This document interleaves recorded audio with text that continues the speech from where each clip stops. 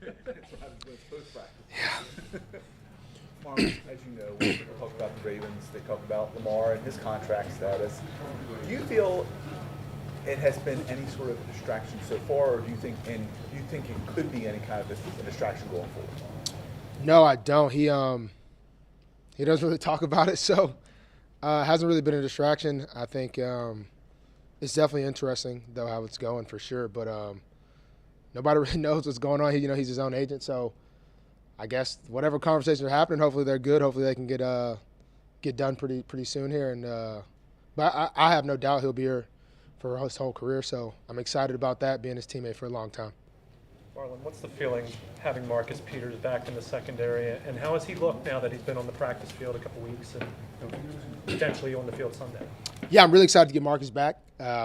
He's been looking good. He's actually been looking good since the first day he first did individual. So he actually kind of surprised me. Even the other day, he was like, "Man, if I look bad, tell me." I was like, "Bro, I would." So he looks really good. I'm really excited to be back out there with him, and I think we'll have a really good corner duo with him and of course Fuller.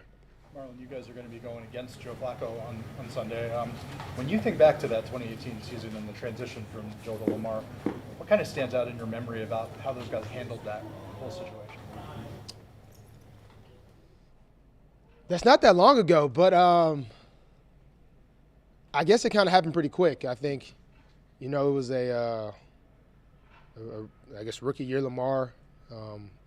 You didn't know when he would eventually play, and it kind of, I don't know. I kind of remember it happening kind of seamless. I think Joe got hurt, so it kind of happened, kind of injury thing, and then Lamar started winning all these games, and we were like just riding behind him, so it was good, and so it kind of went pretty seamlessly. I just remember it being a little weird because I got here, Joe was a QB, Super Bowl MVP, did a lot, so it was interesting in that point, but as far as how it went, I thought both guys handled it really well.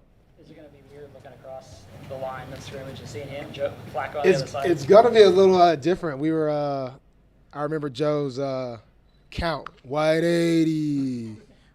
So I'm used to that a little bit, but it'll be good to see Joe again. I got a lot of respect for him. So hopefully he just plays decent. He doesn't play, and we play pretty well, but it'll be really good to see Joe again. You've seen his arm in practice plenty of times.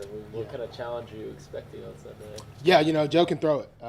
That's one thing. When Joe wants to throw the ball deep, he'll throw it deep. He's a guy that can, make all the throws. So I think early on you'll have to, limit what their core can do. I think they got some really good wide receivers. They got 4 really good ones with Davis, the first rounder, Moore. So they got some pretty good guys on the outside, good running back. So I think keeping everything in front of us will be key. Marlon, you didn't play in preseason at all. How excited are you to get out there on the field on Sunday? Really excited. Me and I don't know what game it was. Me and Chuck were about to go out there before we were told we weren't playing. So Chuck had his pants on. I was like, "What are we doing?" So I'm really excited to get out there, without playing preseason. But it kind of did a good thing. I'm kind of itching, so it's good to have this feeling going into week 1. Now that you're about to start a new season, how do you look at last year at this point? I mean, does it make you mad? Does it make you want to make up for lost time? Like, where does it sit in your brain at this point? I think it's a good question. I don't know. I don't really think too much about last season. I think you do.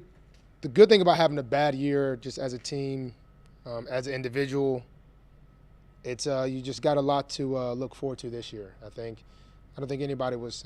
Had a couple guys had some really good years last year, but as a team collectively, we obviously didn't end up where we wanted to be.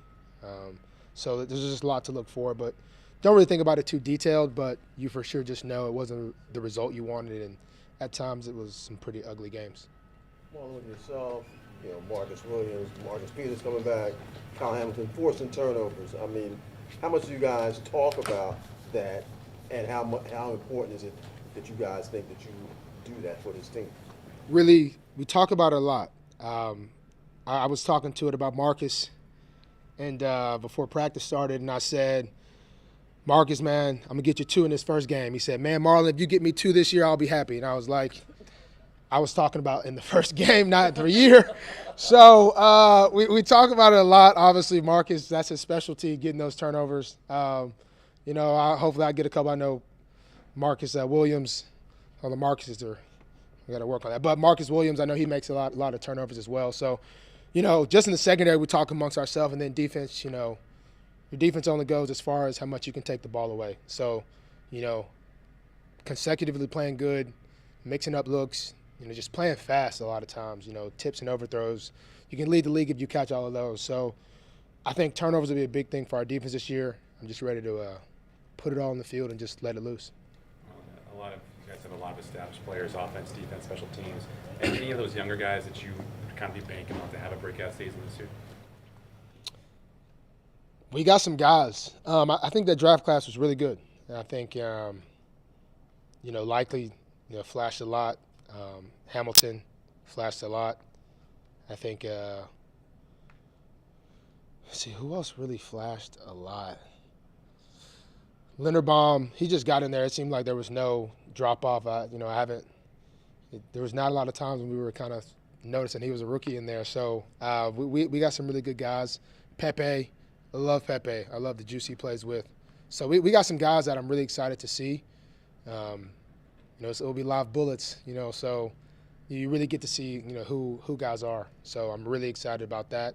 Their first games, I remember my first one, so it's really exciting. Mike McDonald, obviously being a new quarterback, but you guys know him well. It seems like when you ask people about him, their eyes kind of light up like they enjoy it. What is it about him that you think is going to bring positive? I just think he brings a lot of understanding to us. I think, he's a guy that seems like, if we want to change something, if we can talk about things in the meeting. We're on the field today doing a walkthrough, and he's like, tell me if we got it or not, and we can throw it out or keep it in. So, just coaches understanding like that, that's willing to switch things up, get us, in the right thing. It's just really exciting to have that. And I just really like the energy he brings. Marlon, you mentioned live bullets with some of the rookies. What is the best piece of advice for how different it is in a regular season game compared to even playing a lot in 3 preseason games? Man, I think one, I would say, I remember my first game. I walked over there and saw AJ Green, and I was just like, wow, that's AJ Green. So one, you can't be too starstruck because you're in the same category as some of these guys you kind of looked up to. And then two, it's just, these are grown men. At college, you got a couple guys that are okay, some are good. But I remember seeing Kelsey with the Eagles snap the ball and come around the corner so quick, and just everybody's fast. It seems like the game is going at a speed that you've never really seen. And so it sometimes takes a while for that to set in. So the biggest thing is, though, you've been drafted here, you made the team. Obviously, you can do something really great, and you belong here. So trust in that, and everything else takes care of itself.